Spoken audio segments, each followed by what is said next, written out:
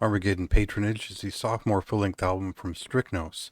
This is a Danish death metal band, a blackened death metal band, and one that has incorporated mostly new sounds into the second full-length album. The group has been around since, I think it was a solo project since the late 90s. It was much more of a black metal project overall to start, and eventually that spawned into a blackened death metal sound, a dark metal sound, and finally rested upon a black death metal approach back on their debut. And this record has completely rethought their sound. They've approached it from maybe more of like a Polish death metal sound, something that's a little bit heavier. It fits in with kind of what's going on with Danish black death metal, but also has a little bit more of a like an occult black death metal sound to it. And I would hate to compare this directly to like Behemoth or something like that, but if you're a fan of Hate or Azarath, you get a sense that there's some brutality there, there's some melody there, there's some over-the-top presentation going on.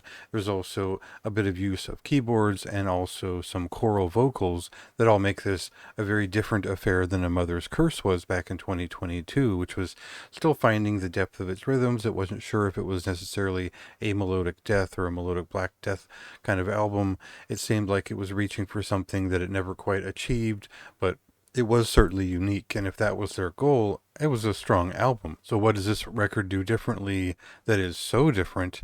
Well, I've kind of touched upon that a little bit, but we'll get to a song here which will tell us right away this is a very different experience.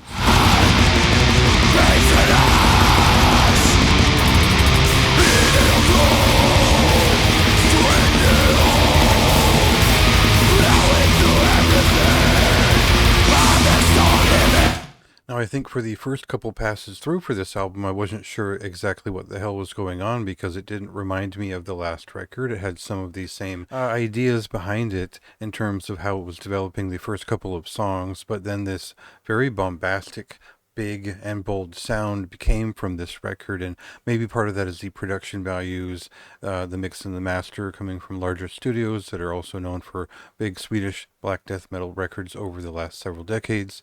So there is this sense that there's this very modern black and death metal sound, but you'll find that I don't really have a lot of references or specifics to really get to beyond maybe there's a little bit of like a funeral mist type revelation happening on some of these songs. There's something that's a little bit more of an occult black death metal sound on others. The presentation is quite over the top in the way that it gets out those songs, but they aren't inherently catchy either. So there's this dynamic flow through the record that is percussive, not necessarily symphonic, but presented with such bravado that it feels like there's always a point to what's happening, even though it doesn't necessarily leave much of an impression in terms of the shape of the song and what they have to say with it. So it arrives in layers.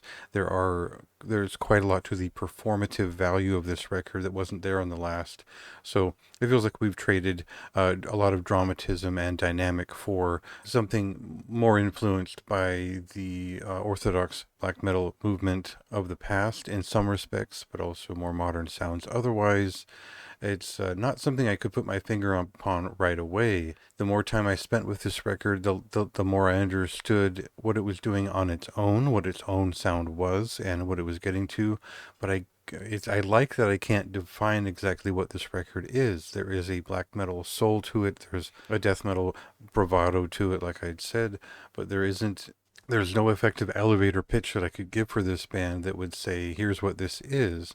And I think that I kind of got there with the last record, and then this one throws just a complete curveball to the point where I liked what I was hearing. I didn't know how to describe it in its entirety, but I sort of get Strychnos a little bit more on this second record. It feels like they've breached this shell and they've broken past the practicality of creating these unique rhythms and this subgenre and a non-specific crush of all of it, and now they're just finding more of a performative value. They're putting on a show with these songs, so that is a moderately high recommendation. I would say that this really does need patience, and if you're looking for a quick, really quick hit, this won't be an instant gratification sort of thing. It will be a slow process of Either you get it or you don't, and that's only going to be for certain types of folks who are more adventurous and looking to see, where this band kind of builds their discography from this point. Check that out for yourself. It releases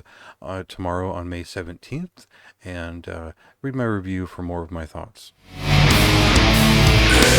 dragging me towards the